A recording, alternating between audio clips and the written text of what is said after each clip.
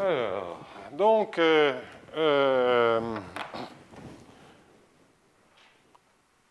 sous ces hypothèses en particulier, le minimiseur est C1. Q égale 2 standard. Bah, Q différent, c'est comme un Laplacien Q. Il y a un peu de boulot, mais là, j'en ai mis 3 fois de reste. Donc, on a un minimiseur C1. On peut même plus régulier que ça. Je m'arrête là et on peut C1 alpha avec un alpha qui dépend de Q, qui est C infini si c'est Q égale à 2, etc. etc. Donc, je vais simplifier, je vais dire minimiseur régulier. On continue. Toujours dans mes préliminaires existences et propriétés élémentaires, la première propriété élémentaire, c'est effectivement l'équation de Lerre-Lagrange, sa régularité. L'étape d'après, c'est de... Là, j'espère que je ne vais pas trop me planter. Je suis sans filet. Donc, c'est de rappeler la correspondance entre cette équation de Lerre-Lagrange et les systèmes hamiltoniens. Donc, une remarque importante que je vais présenter de manière très pédestre. Je ne vais pas vous faire des grands discours de géométrie hamiltonienne, c'est pas mon style. Donc je vais le faire de manière pédestre. Le risque, c'est que je me plante dans les calculs, parce que c'est des pédestres. Alors, donc, c'est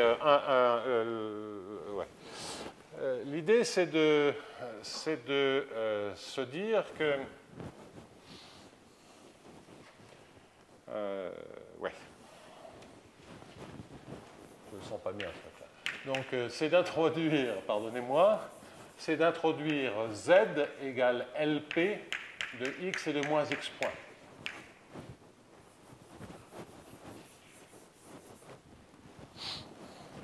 Bien.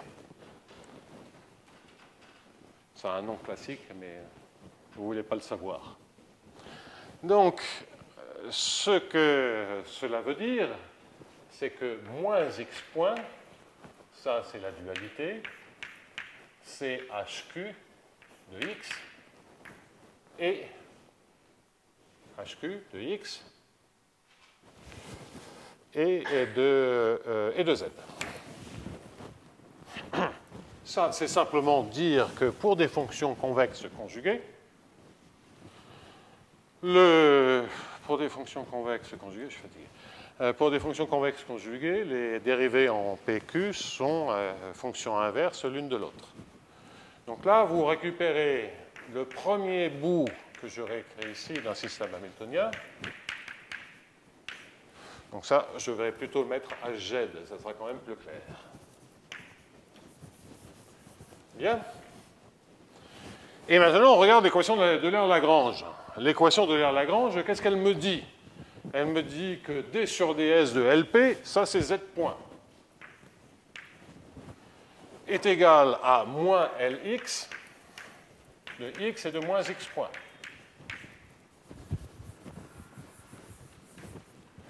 Et les règles de correspondance, donc, entre par fonction convexe conjuguée, c'est que comme dans les fonctions convexes conjuguées, je vous le remets comme ceci, sub de PQ moins L de X et de P égale H de X et de Q. J'ai écrit tout à l'heure L en fonction de H et H en fonction de L si c'est convexe. La biduale, c'est la fonction convexe de départ. Donc, cette règle classique, vous la retrouvez par condition d'optimalité. Mais sur la dérivée par rapport à un x, vous voyez bien que lorsque vous dérivez x en le bon Q, vous êtes en train de regarder moins la dérivée de L en x au point P correspondant. Donc, qu'est-ce que ça veut dire ça? C'est que ça, la règle de dualité par fonction convexe vous donne ici z point égale hx de x et de z, plus hx. Parce qu'il y a un premier moins de l'équation de Lerre-Lagrange et un deuxième moins de la dualité. Donc, tout ça pour dire qu'effectivement, en deux lignes, j'avais peur de me planter dans les signes, en deux lignes, grâce juste à Donc on garde en tête que Z qui est égal à LP, ça il faut que je le mette là, c'est important. Donc si Z est égal à LP de X et de moins X moins, eh bien on sait qu'on résout le système hamiltonien avec une convention de signes sur le sens du temps, c'est relié à mon moins X point qui traîne, donc c'est pas, normalement on l'écrit avec l'autre signe. Ça sera donc X point égale moins HZ.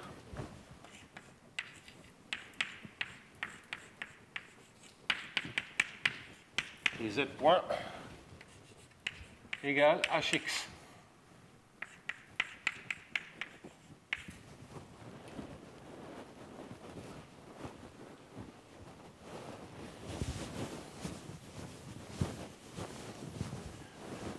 Alors, ça a le bon goût de nous dire que, ok, ça vérifie un système hamiltonien, bon, bah c'est mignon. Oui, mais tout le monde sait, enfin on sait, tout le monde, c'est toujours très arrogant de dire ça. On sait, c'est classique, que si on a un système hamiltonien, il y a au moins une quantité conservée qui est l'hamiltonien lui-même. Qu'est-ce que ça veut dire? C'est simplement d sur ds de h de x et de z. Bien, vous faites le calcul.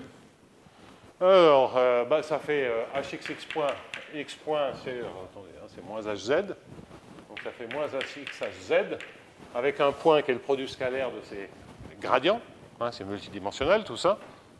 Chaque fois que j'écris hx, c'est le gradient par rapport à x. X se balade dans RD, z se balade dans RD. Donc c'est moins hx hz plus, maintenant, hz fois z point. Et z point, ça tombe bien, c'est hx. Donc ça vaut 0. Donc l'hamiltonien est conservé. Ça nous sera utile après.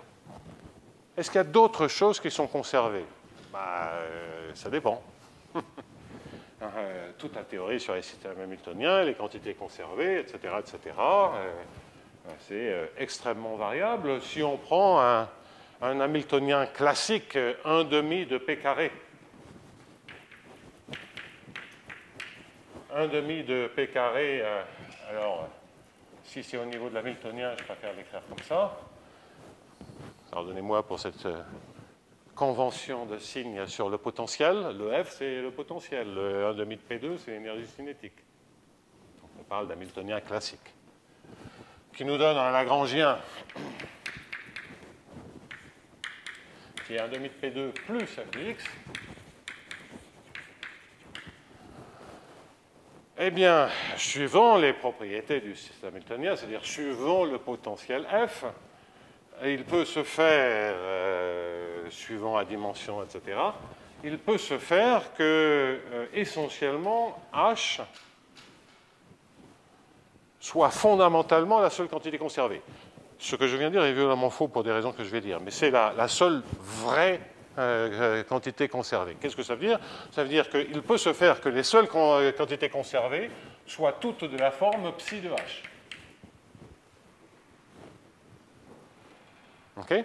Parce qu'effectivement, chaque fois que vous prenez une fonction de H,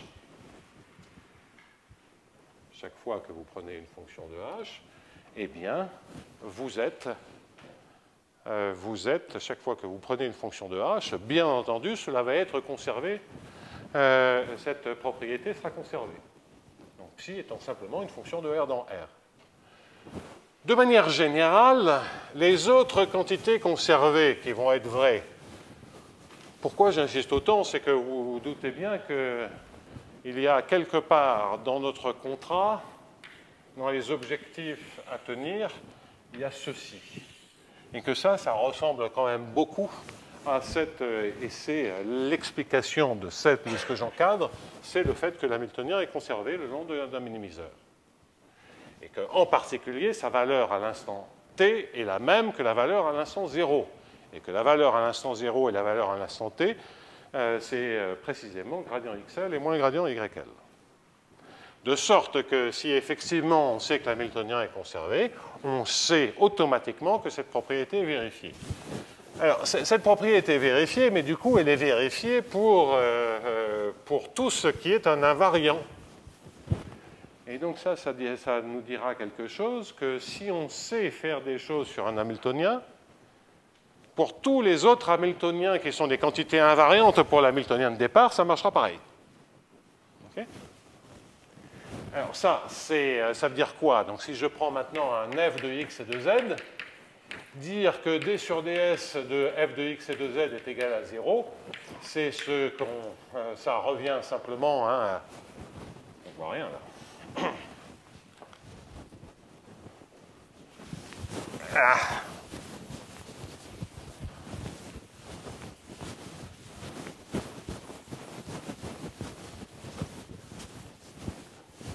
Il faudrait que je cesse de me défouler sur la pauvre craie qui ne m'a rien fait.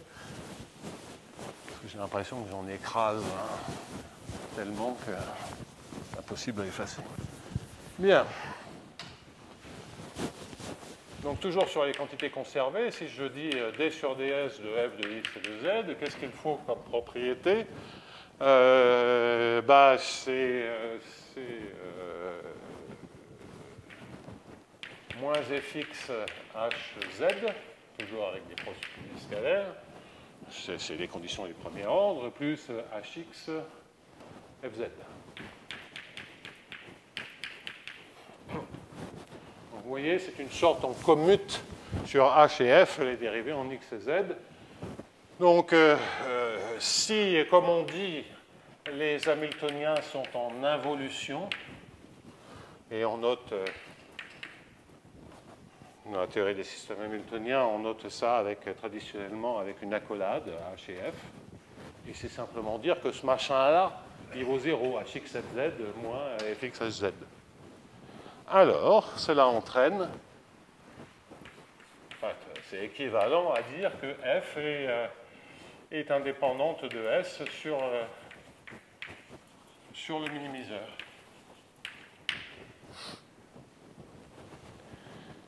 Et là, c'est quelque chose qui est extraordinairement instable. Quels sont l'ensemble des Hamiltoniens qui sont en involution avec un Hamiltonien donné? Ça varie avec un petit peu de variation, par exemple, sur le potentiel pour un Hamiltonien classique. On peut passer d'une situation où il y a une infinité de situations exceptionnelles, où il y a une infinité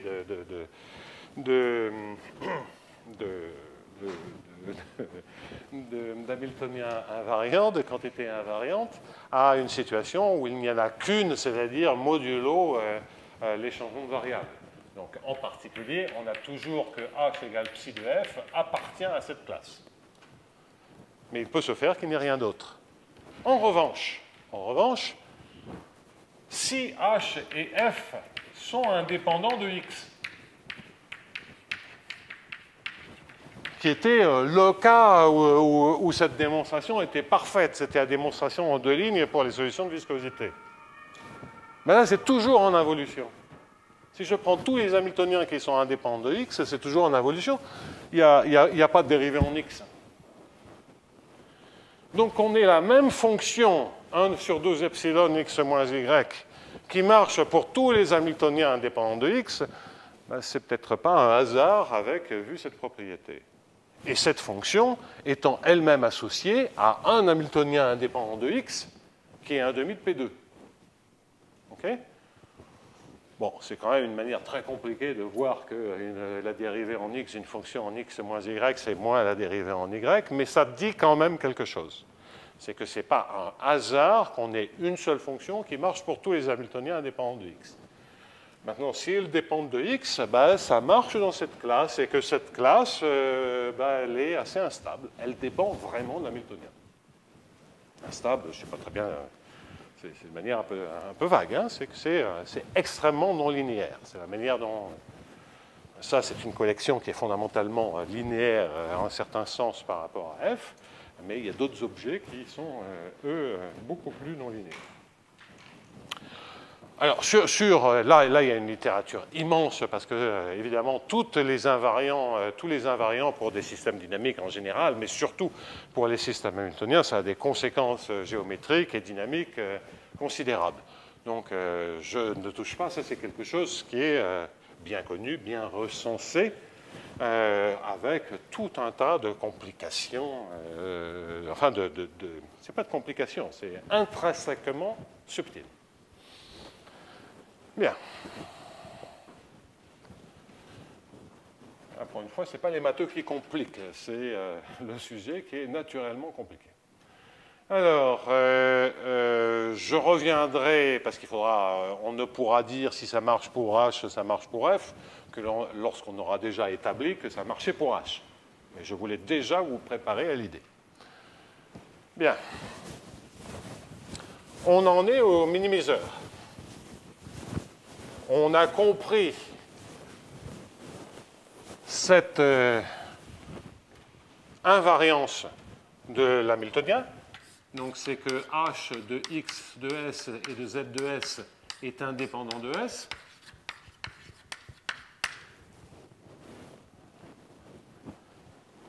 Ça va nous donner des bornes a priori sur le minimiseur. Donc ça, je ne veux pas trop anticiper là-dessus, mais ce sera... J'indique déjà... Je ne sais pas où je vais là. Donc, j'indique déjà que si L se comporte comme du P puissance Q, H se comporte comme du Z à la puissance Q', et que, assez naturellement, on a des informations sur des moyennes en temps, mais que les moyennes en temps, bah, c'est essentiellement, comme on a quelque chose qui est indépendant de S, ça va nous donner des bornes à l'infini, assez gratuitement. Que l'intégrale et la borne et l'infini, la valeur maximale, vont avoir le même comportement quand y tend vers x, quand h tend vers 0. Okay. Donc ça sera extrêmement important pour avoir un norme du sup. Ça nous donnera, dans des situations, lorsque q est plus grand que 2 aussi, des minorations sur x points, parce que toujours c'est ponctuel comme information. Donc dès que vous avez une quantité conservée comme ceci, eh bien, vous avez des informations sur la max, sur la min à partir de l'intégrale. Ça ressemble à du Harnack. Oui, c'est une version de Harnack très très forte, parce que c'est dire que vous avez une équation très très forte qui vous dit que ça bouge de manière très très restreinte. C'est exactement le principe de Harnack. Ça, c'est simplement 1000 fois plus simple. Bon, allez, je m'écarte. Je reviens à ces propriétés élémentaires.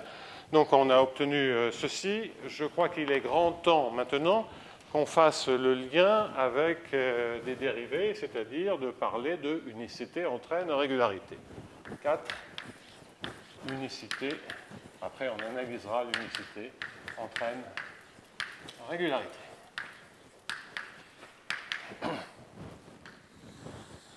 D'une certaine manière, j'ai déjà fait la démonstration, donc oralement, je vais quand même maintenant l'expliciter, puisque si on est habitué à dire que si j'ai un problème de minimisation paramétré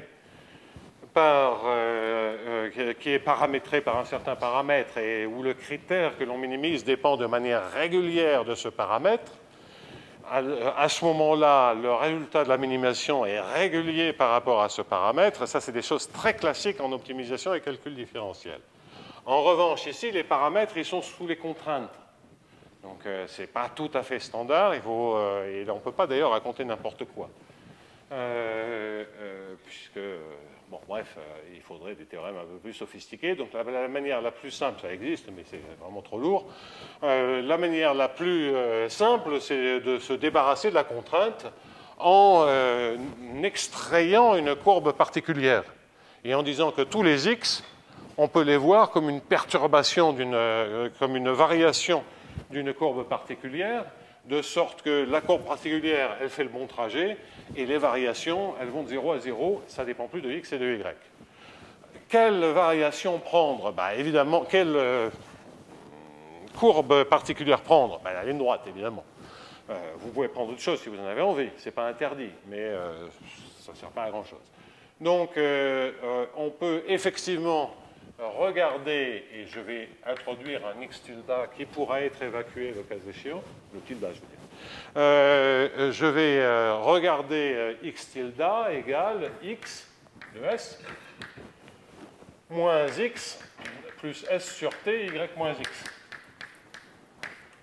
Ça, c'est bien parcourir le segment de x à y en temps t, puisque s, c'est une combinaison convexe de coefficients s sur t et 1 moins s sur t. Évident. Donc, on va introduire ceci, de sorte que, bien sûr, x, c'est x tilde plus ce segment, de sorte que L de x, y, t devient maintenant l'infimum de l'intégrale de 0 à 1, je vais vraiment très, très, très doucement, de x, ça à savoir x tilde plus s sur t, y moins x. Oui, et moins x point, c'est-à-dire moins x tilde point, moins 1 sur t, là ça ne dépend pas de s, y moins x.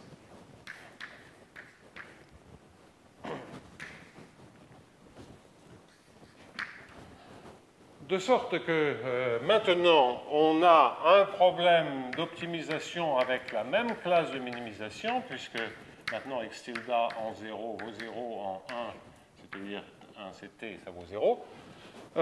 Et j'ai effectivement un Lagrangien qui, pour t positif, fixé. Donc attention, cette régularité, ce n'est pas comme ça qu'on aura de la régularité uniforme par rapport à t. Là, on va juste pouvoir lire de la régularité pour t positif. Eh bien, si je regarde ceci, c'est certainement régulier par hypothèse. Par régulier, j'entends C1 en x, y, t strictement positif, en t égale à 0, c'est pas régulier. Et normalement, l'intégrale de 0 à t, j'aurais envie de ça, mais on est quand même habitué à dire qu'une intégrale, ça dépend de manière régulière de sa borne. Mais bon, je mélange avec l'optimisation, il y a un petit... Bon, on oublie pour l'instant, on oublie la dépendance en t qui n'est vraiment pas la plus gênante, et ça marche pareil, vous faites le changement d'échelle que j'ai fait là-bas, et vous vous ramenez à une intégrale fixe. Donc, bien, ce que l'on sait, c'est que s'il y a unicité, si unicité du minimum en x0, y0, t0 en un point, s'il y a unicité de la minimisation en x0, y0, t0, alors elle est dérivable, différenciable en x0, y0, t0.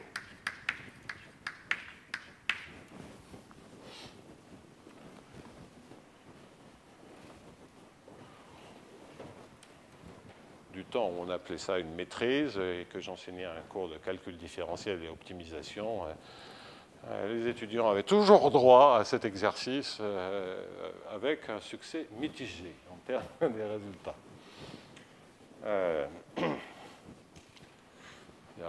Mais ce n'est pas très compliqué, c'est pour dire que, bon, normalement, c'est quelque chose qu'on démontrait assez facilement. Évidemment, j'avais toujours des étudiants, ça c'était plus vrai encore dans un cours plus élémentaire, qui, à la fin du cours de calcul différentiel, me rendait des copies dans lesquelles le taux de variation était un vecteur divisé par un vecteur, et ce qui me laissait quand même un peu rêveur sur l'efficacité de mon enseignement.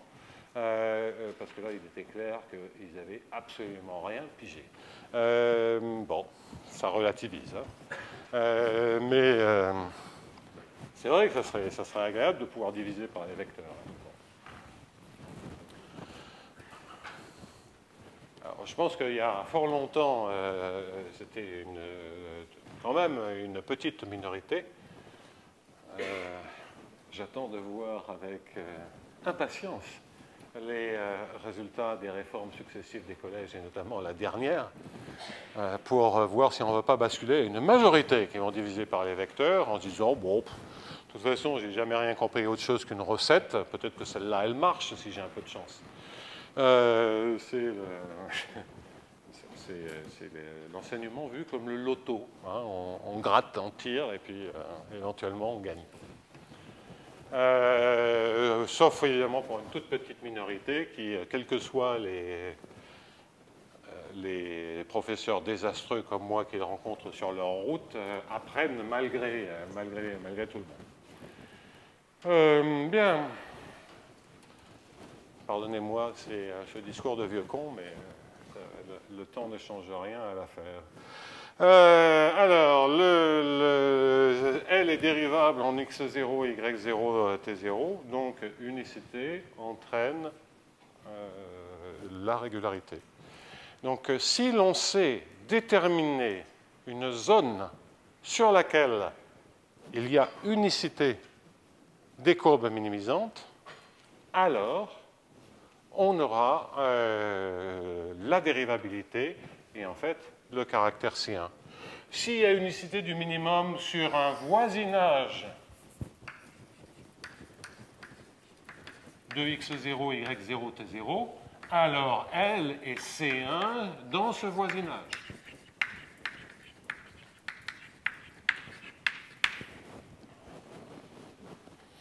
Là, il y a un petit truc en plus de calcul différentiel, là, mais ça reste vrai ici. Et ça, c'est parce que non seulement il y a unicité, mais on a un problème qui par rapport à la minimisation, est bien continu. C'est-à-dire qu'un minimiseur converge si le minimiseur est une fonction continue du paramètre. Et ça, évidemment, c'est l'unicité, plus la dépendance maintenant régulière dans la minimisation. Et en fait, C1, etc., etc. Donc ça, c'est vraiment du calcul différentiel. Il n'y a aucune difficulté particulière, c'est des choses complètement classiques de calcul différentiel. Donc, quand je dis C1 pour x, y proche, ça veut dire unicité du minimum pour x, y proche et t petit. Alors, quel domaine de régularité? Je vais vous donner la réponse que je veux atteindre. Le domaine de régularité que je veux atteindre, parce que quand t tend vers 0, ça devient méchamment singulier, ce L de x, y, t. Donc, ce n'est pas gagné d'avoir de la régularité. On peut se dire que le domaine de régularité en x, y, il dépend de t. En même temps, rappelez-vous les exemples que je vous ai donnés. Dans les exemples que je vous ai donnés, dès que j'avais de l'homogénéité, t, il disparaissait, c'était le temps 1. Donc, si on a de la régularité sur un certain domaine, on peut virer le temps. On a la régularité sur le même domaine en x, y pour tout temps. Et donc, l'objectif que l'on peut se fixer, penser au cas homogène, c'est de dire, existe-t-il un machin petit, on va l'appeler epsilon 0, positif quand même, tel que si x moins y plus t, t étant bien sûr positif, est plus petit que epsilon 0, alors C1. C1 sur cet ensemble. Le plus ou le max, ce sont des normes équivalentes. Donc cela veut bien dire qu'en particulier, j'aurai, lorsque t tend vers 0, un voisinage uniforme de la diagonale. En particulier, si x moins y, c'est plus clair de mettre la virgule. En particulier, si x moins y est plus petit que epsilon 0, je peux faire tendre t vers 0, je garde la même taille du voisinage en x, y. Ce qui est quand même pas tout à fait évident, parce que ça, c'est fou en t égale à 0. En t égale à 0, ça vaut 0 plus l'infini ailleurs. C'est quand même pas vraiment régulier. Okay? Pourtant, dès qu'on avance un peu en temps, on a une régularité sur une boule. Une boule en XY. Hein, donc, c'est pas aussi évident qu'il y paraît. Dans le cas homogène, néanmoins, eh bien, si on a de la régularité sur une petite boule à un certain temps, comme on a l'homogénéité en temps, on voit bien que c'est indépendant du temps. Donc le cas homogène nous dit qu'on doit s'attendre à ce truc qui est indépendant du temps.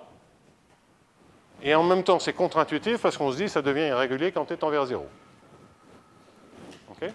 Bon, donc là, il y a une affaire que je ne veux pas évacuer. D'autant plus que ça va être vrai. Je mets un point d'interrogation, mais ça sera faux si Q est strictement plus grand que 2.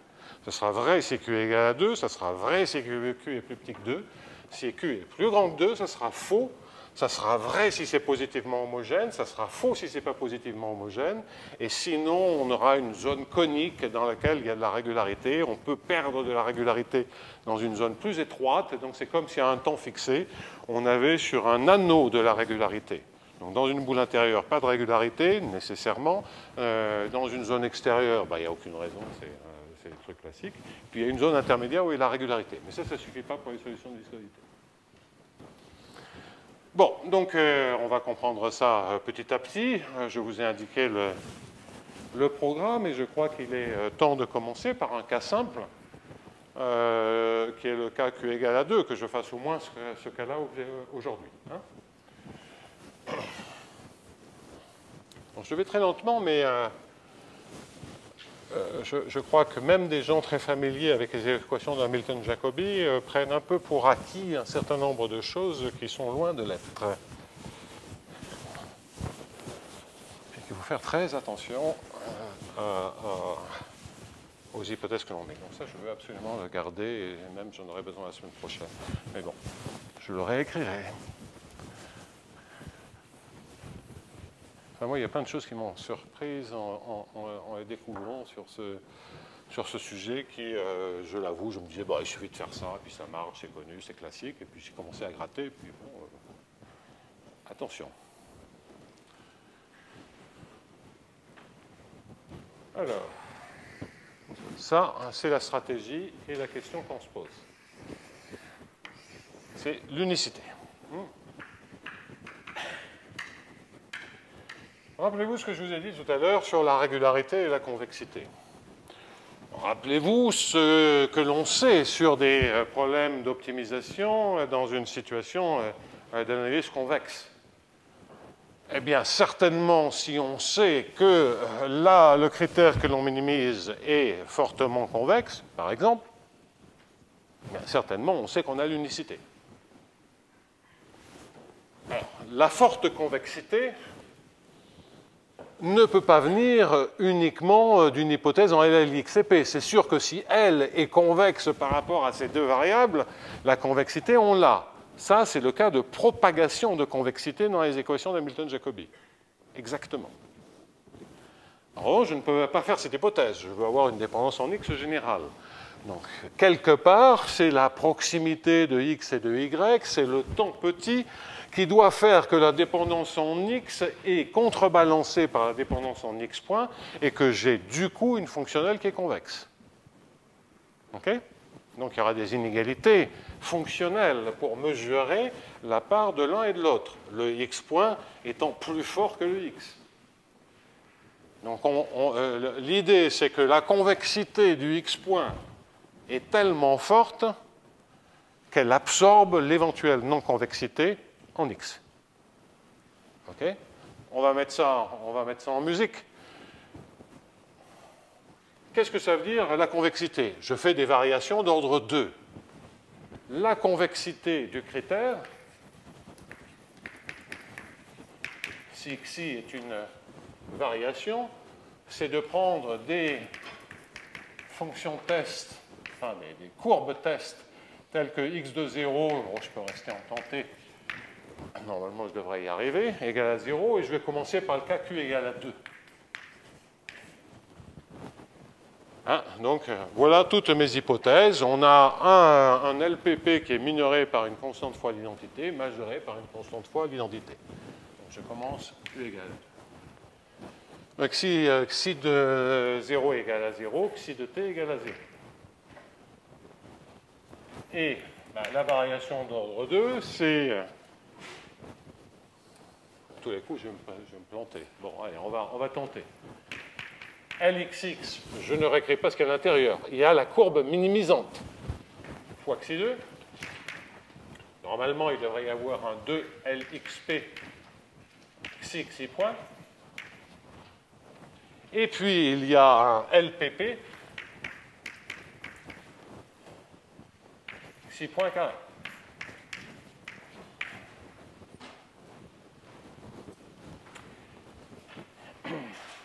Et donc, la question que je me pose, c'est que lorsque je suis sur la, entre guillemets, sur la courbe minimisante, non, parce que j'ai besoin, pour avoir l'unicité, d'avoir la convexité partout. Donc, si, en tout cas, je suis sur une classe de X qui sont pertinents pour l'optimisation, en particulier, éventuellement même tous, mais on aura le droit de restreindre un tout petit peu, à partir du moment où la restriction est une restriction convexe et capture tous les candidats potentiels. Pour l'instant, disons, quel que soit x, après on verra. Il faudra justement travailler un peu sur les x. Puisque toutes les informations qu'on a sur la minimisation, en les convexifiant, on peut les rentrer là-dedans et on garde le même problème de minimisation.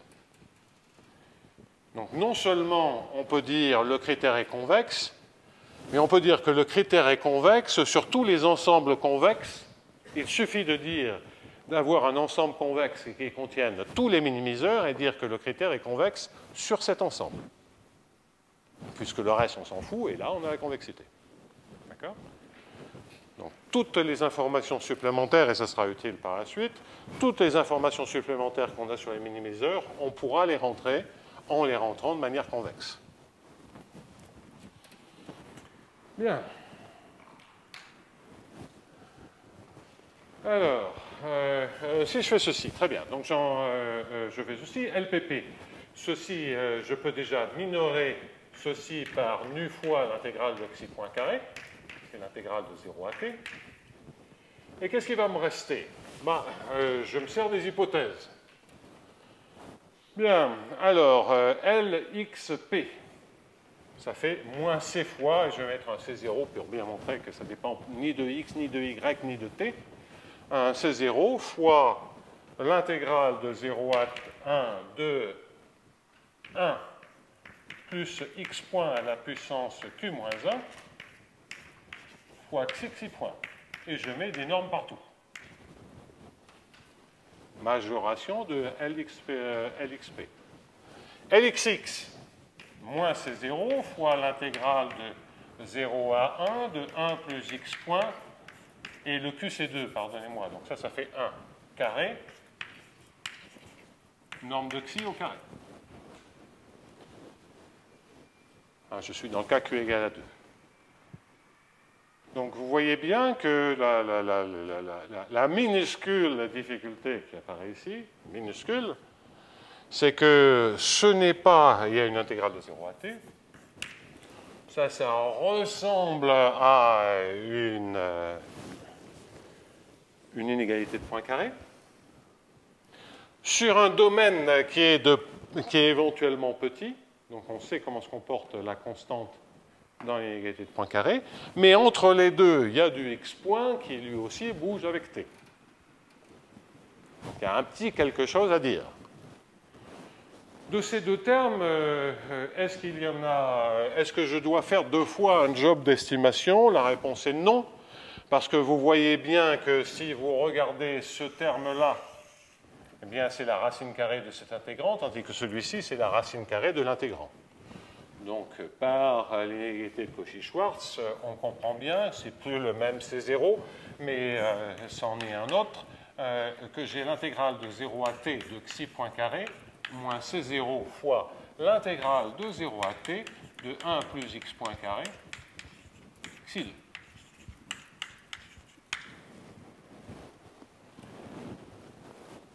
Bien.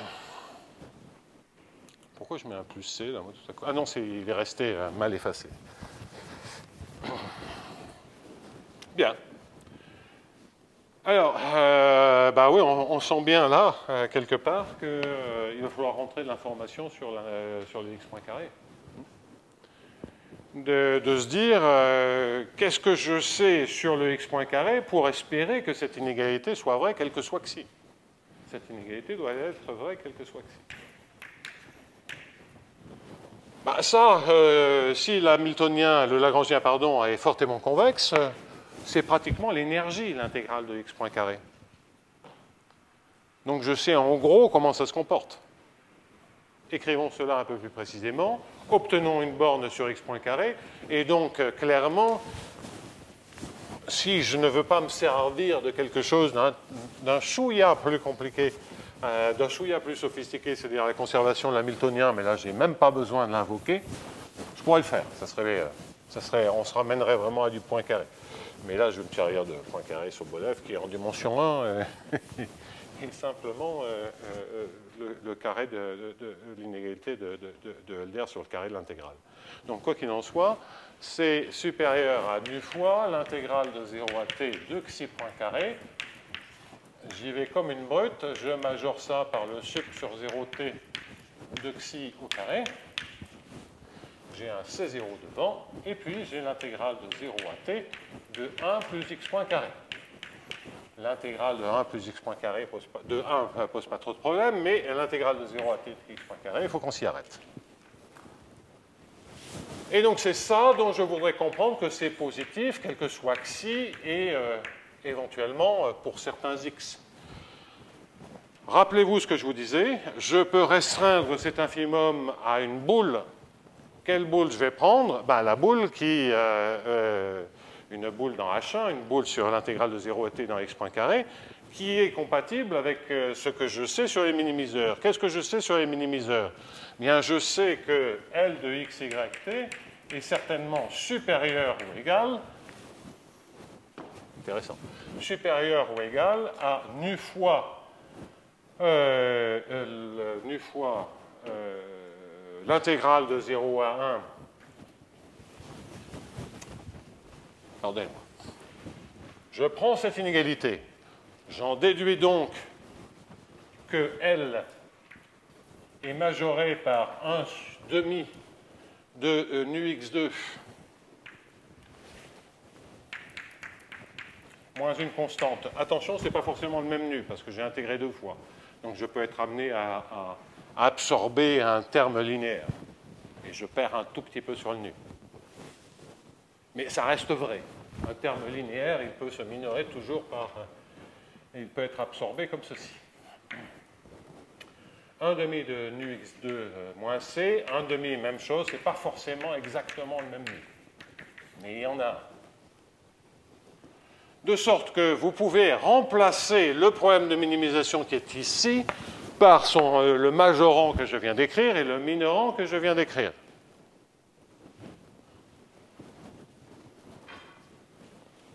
En particulier, j'en déduis donc, et là il y a un plus c et un moins c.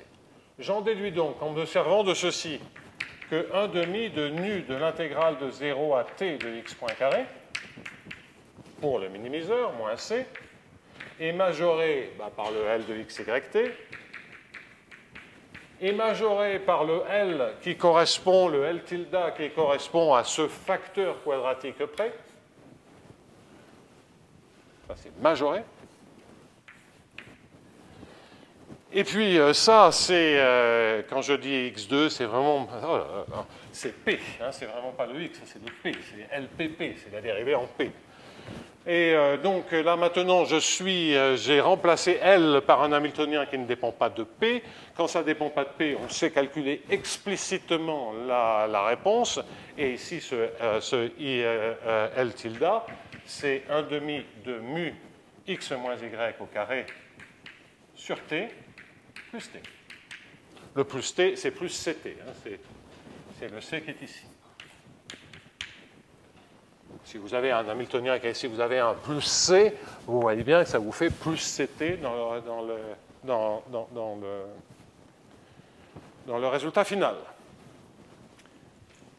Donc la moralité, c'est qu'en déduit-on en conclusion Maintenant, ce calcul intermédiaire, je peux l'effacer et conclure. Ouais. Ça tombera très bien, en temps en tout cas. Et conclure quoi? Conclure que, bien entendu, eh bien, j'ai une borne sur l'intégrale de 0 à t de x point carré qui se borne par quoi? Eh bien, cette quantité est majorée par un demi de nu, les constantes t, on peut toujours le prendre inférieur ou égal à 1. Donc, qu'est-ce que l'on récupère? C fois 1. Oui, je pense que j'ai un C, oui. Et 1 plus x moins y au carré sur t.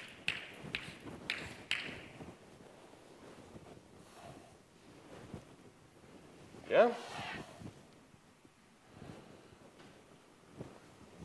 OK. Que dire d'autre? Oui. Donc, de sorte que maintenant, si je reporte ici, vous voyez que l'inégalité qui m'intéresse, supérieure, donc j'aurais écrit nu intégrale de 0 à t de xi point carré. A priori, je peux maintenant remplacer ça par C0 fois 1 plus x moins y au carré sur t.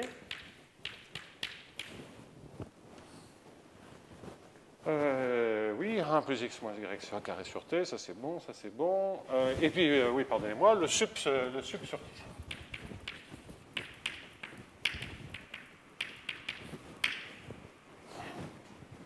Alors, le sup sur xi, par quoi je peux le majorer en me servant de ceci? Et c'est le sup sur xi au carré. Bien, si je prends un point quelconque, xi de s, c'est l'intégrale de 0 à s, comme xi s'annule en 0 de xi point, tout le monde sait ça, et ça se majore donc par s1,5, l'intégrale de 0 à 1 de xi point carré. 1,5.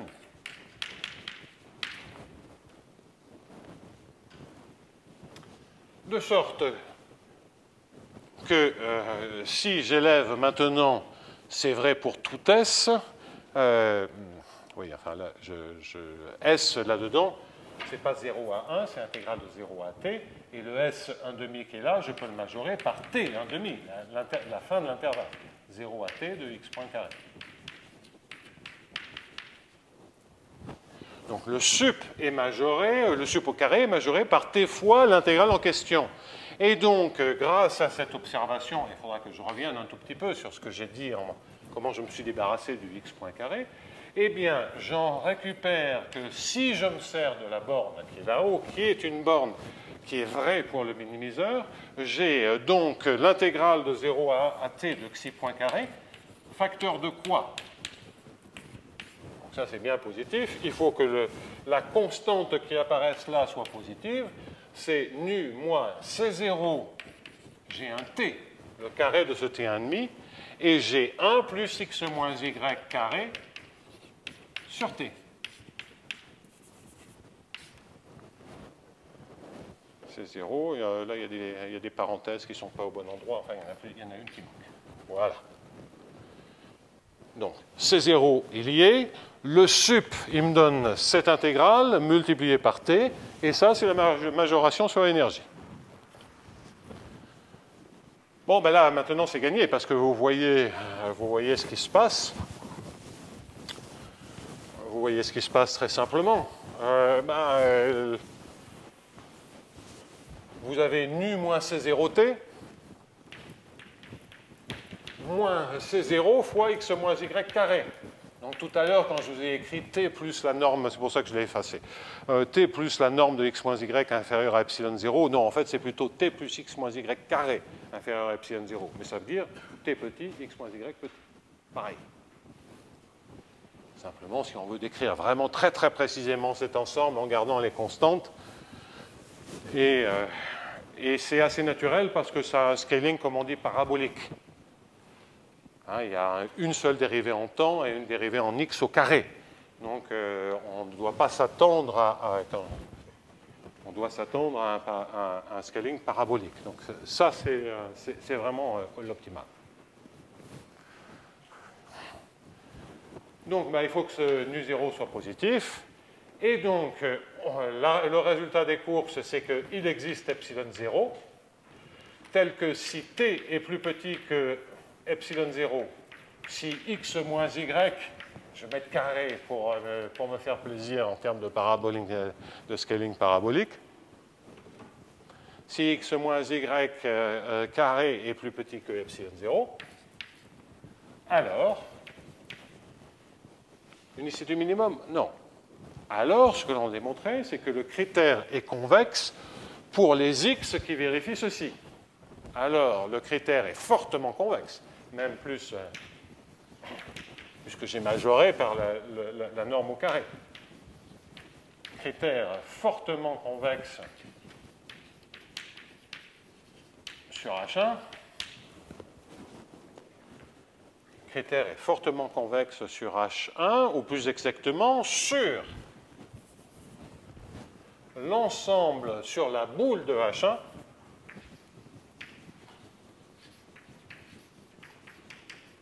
de rayon, eh bien le rayon qui est là, à savoir la racine carrée de ce machin-là.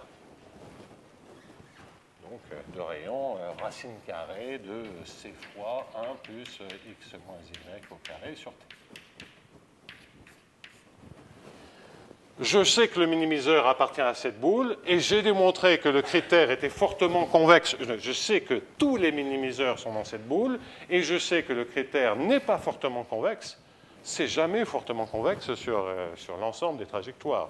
Mais c'est fortement convexe sur la boule qui contient tous les minimiseurs. Donc, il y a unicité. S'il y a unicité, il y a C1. On a démontré l'objectif dans le cas Q égale à 2. Donc, unicité.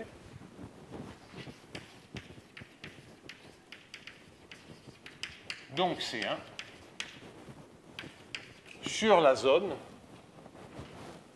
T petit, X moins Y petit. Et j'insiste sur le fait que oui, comme dans le cas exactement homogène de degré 2, mais ici, vous pouvez avoir des perturbations d'ordre 1, des perturbations d'ordre 0, ce n'est pas nécessairement positivement homogène.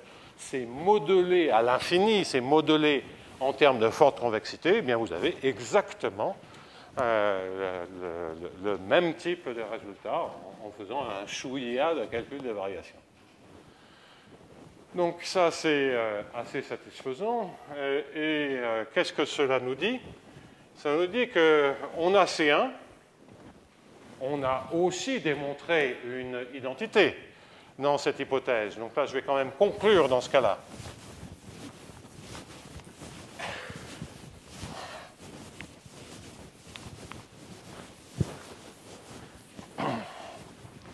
Conclusion.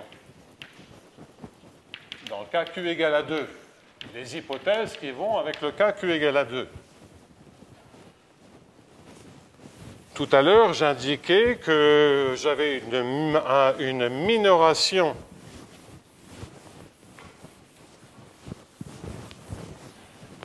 du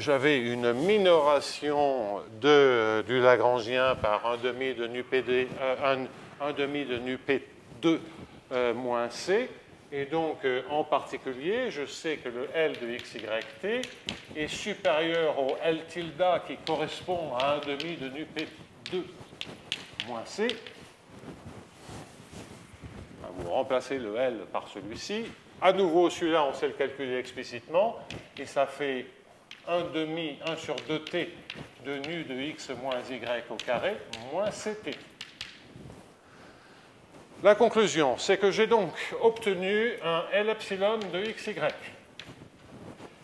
qui est minoré, c'est ce que je viens de voir, par 1 sur 2 epsilon x moins y carré,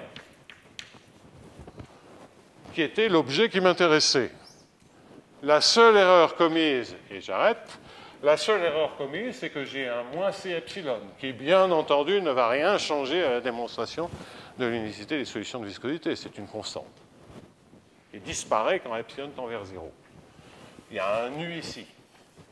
Et ça, c'est exactement ce que je veux dans la mesure où ça explose si x est différent de y. En revanche, si x est égal à y, c'est majoré par mu sur 2 epsilon x moins y carré plus c fois epsilon.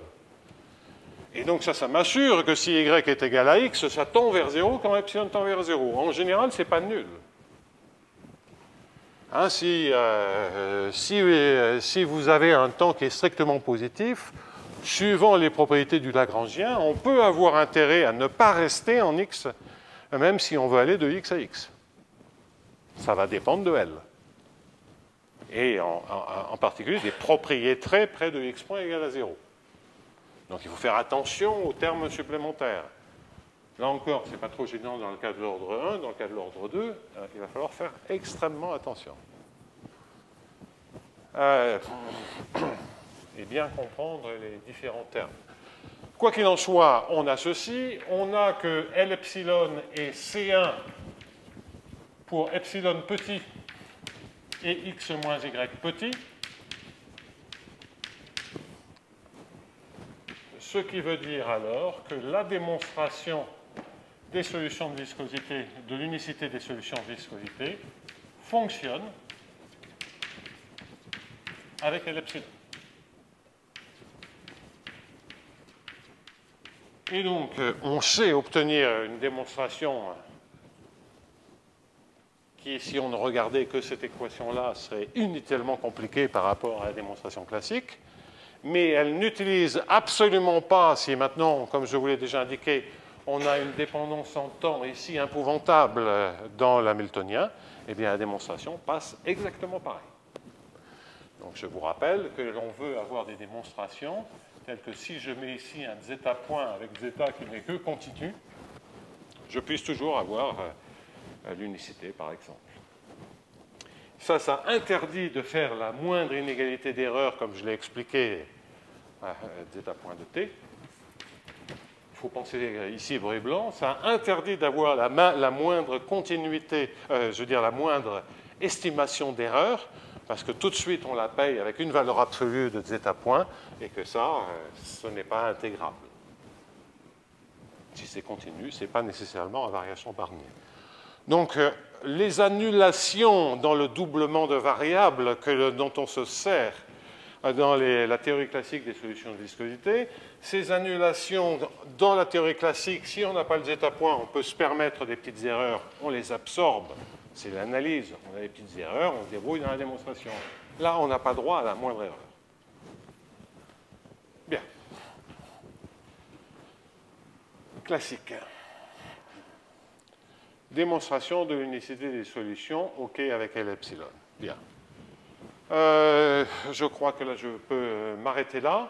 Ce que je ferai donc la semaine prochaine, c'est d'ailleurs revenir sur l'involution, vous refaire un coup sur l'involution, comprendre l'homogénéité pour Q plus petit que 2 et comprendre ce qui se passe pour Q plus grand que 2 et attaquer les soucis avec des équations d'ordre 2. Alors pour les équations d'ordre 2, il va falloir regarder les annulations des dérivées secondes.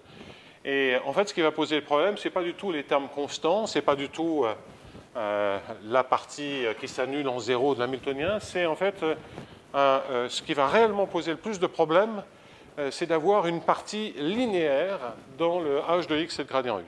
Parce que ça peut mettre en péril la technique du cité. Donc ça, il va falloir se débarrasser des termes linéaires. Bon, ça, je vous expliquerai ça la semaine prochaine ou dans 2 semaines.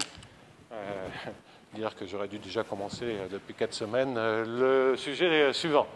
En tout cas, je vous remercie. Séminaire dans quelques instants. C'est toi d'ailleurs, Yann, j'ai plus de mémoire. Hein, c'est toi qui parles. Donc, je vous engage vivement à venir écouter Yann. Dans 10 minutes.